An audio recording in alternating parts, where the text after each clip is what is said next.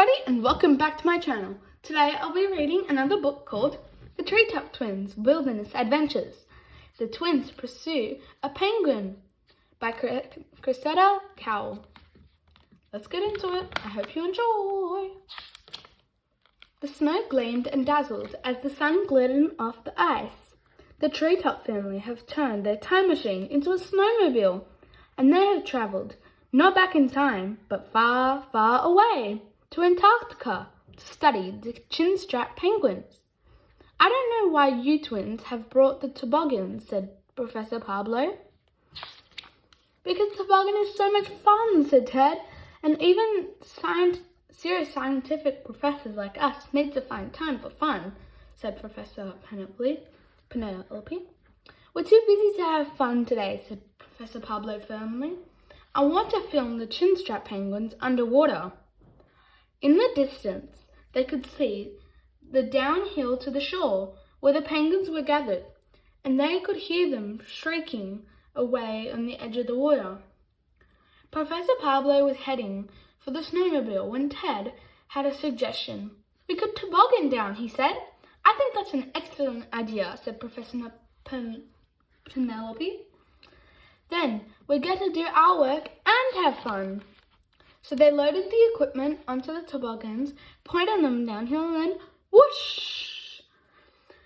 The Treetop family tobogganed down to the shoreline. Woohoo! Shouted Professor Pablo as he shot down the hill. Woohoo! Down by the water, the chin-strap penguins were feeding their baby chicks. They're so sweet, said Tulip. The adult penguins looked as if they were wearing little old-fashioned motorcycle helmets with straps under their chins, and the chicks were grey and round and fluffy. Why are there two chicks chasing after the bigger penguins? Asked Asher. Because most chin-strap penguin families have twins, explained Professor Penelope. Just like us, said Tulip. The penguins were very clumsy on the ice, waddling from side to side or sliding on their tummies. And every time a parent chin-strap penguin waddled off and came back with food in its mouth, two babies would run after it, both wanting to get fed first. It looks as if they're playing a game, said Alfie.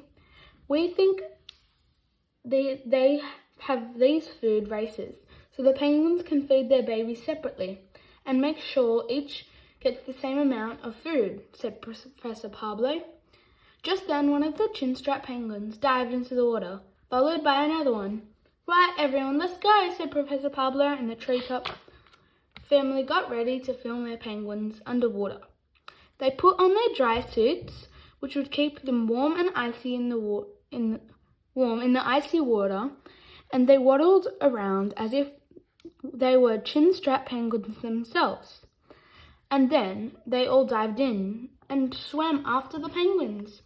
Underneath the ice, the chin-strap penguins that had been so clumsy landed on land, glided through the water elegantly.